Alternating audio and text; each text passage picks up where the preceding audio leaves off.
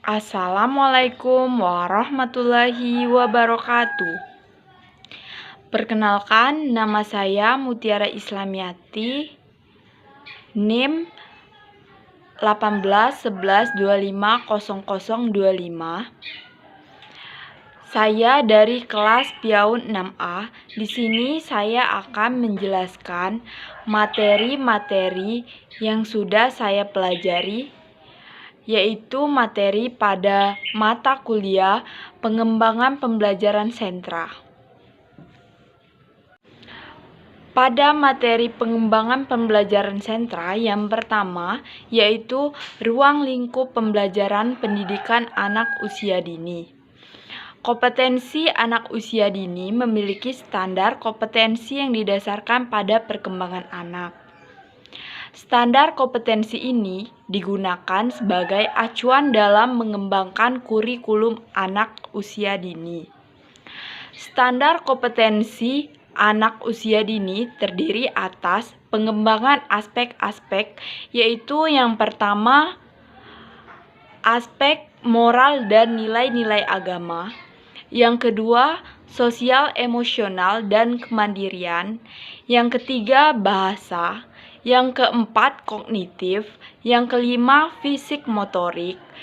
Yang keenam, seni. Ruang lingkup materi pembelajaran PAUD. Pembelajaran PAUD pada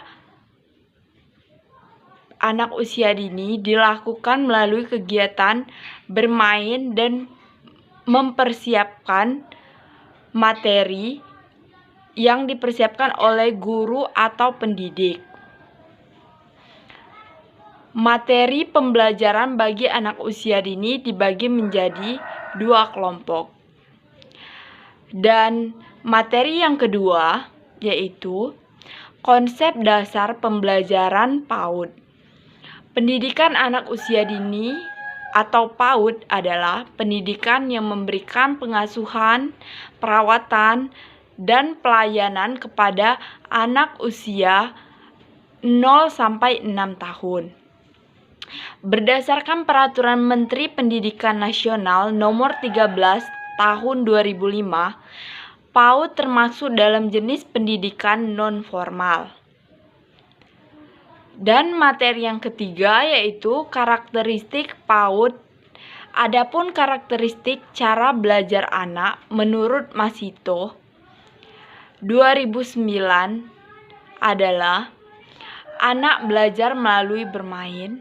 Yang kedua, anak belajar melalui cara membangun pengetahuannya. Yang ketiga, anak belajar secara alamiah. Yang keempat, anak belajar paling baik jika apa yang dipelajari mempertimbangkan keseluruhan aspek pengembangan seperti yang disebutkan pada materi yang pertama dan bermakna, menarik, dan fungsional.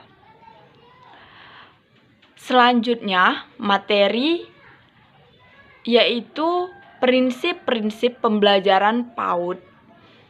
Yang pertama, pendidikan haruslah berorientasi pada kebutuhan anak dan semua aspek perkembangannya. Kebutuhan dan perkembangan anak, baik fisik maupun fisikis, yaitu intelektual, bahasa, motorik, dan sosial emosionalnya anak. Dan tidak hanya diperlakukan non-diskriminasi antara siswa dan guru.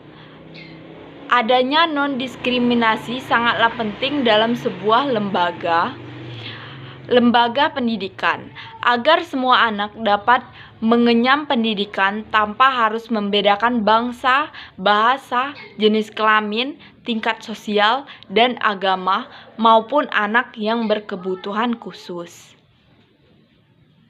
Selanjutnya, yang kedua, belajar haruslah didasari dengan bermain sesuai dengan karakter anak dalam usia perkembangan.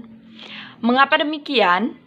Karena anak dalam usia dini ini sesuai dengan teorinya Piaget, yaitu bahwa anak harus belajar secara konkret. Selain itu, anak usia dini ini belum bisa mengontrol gerakannya Ia masih suka bermain, sehingga dalam pembelajaran harus dilakukan dengan bermain. Dapat kita lihat ketika di dalam kelas, seorang anak tidak akan mampu duduk selama 1 jam. Mereka jika tidak kuat akan beraktivitas sendiri dengan cara berlari, berjalan di dalam kelas. Yang ketiga, lingkungan yang kondusif yang dapat mendukung kegiatan belajar melalui bermain. Seorang anak diharapkan beradaptasi dengan lingkungannya.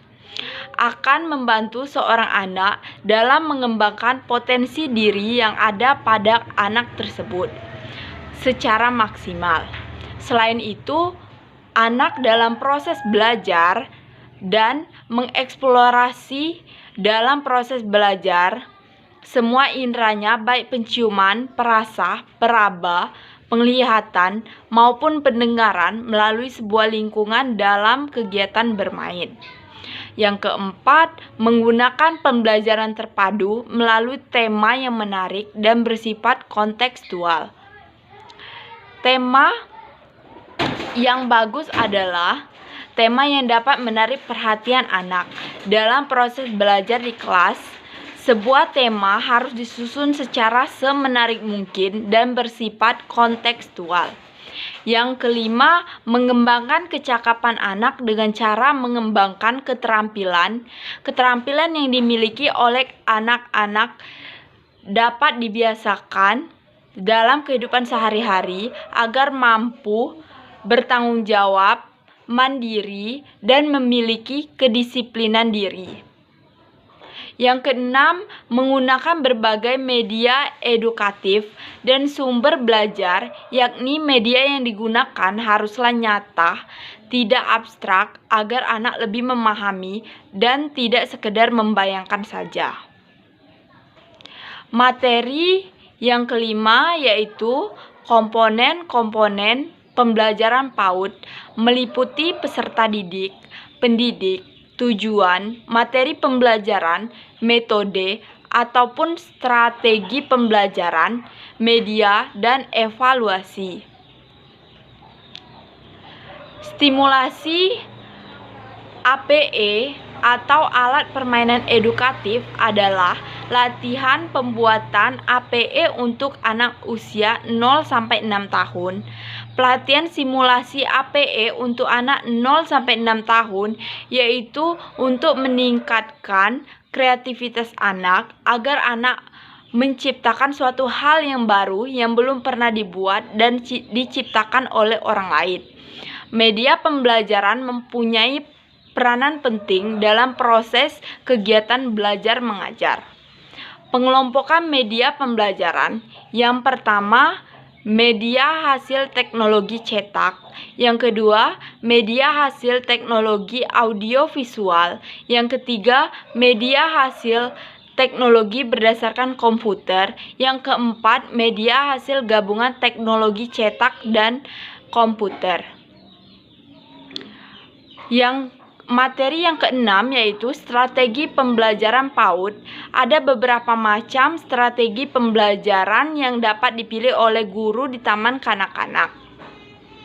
Pemilihan strategi pembelajaran hendaknya mempertimbangkan beberapa faktor penting, yaitu A. Karakteristik tujuan pembelajaran, B. Karakteristik anak dan cara belajarnya, C. Tempat berlangsungnya kegiatan, D. Tema pembelajaran, serta E. Pola kegiatan. Selanjutnya, metode pembelajaran sentra. Metode pembelajaran sentra adalah pendekatan pembelajaran yang dalam proses pembelajarannya dilakukan di dalam lingkaran dan sentra bermain. Lingkaran dan sentra bermain yaitu lingkaran adalah saat dimana guru duduk bersama anak dengan posisi melingkar untuk memberikan pijakan sebelum dan sesudah bermain. Pembelajaran yang berpusat pada sentra dilakukan secara tuntas mulai awal permainan atau kegiatan sampai akhir kegiatan dan fokus oleh satu kelompok usia dalam satu kegiatan sentra. Setiap sentra mendukung perkembangan anak dalam 3 jenis bermain, yaitu bermain sensori motor atau fungsional, bermain peran, dan bermain konstruktif, membangun pikiran anak. Baiklah, itulah penjelasan dari saya tentang materi-materi yang sudah saya pelajari. Wassalamualaikum warahmatullahi wabarakatuh.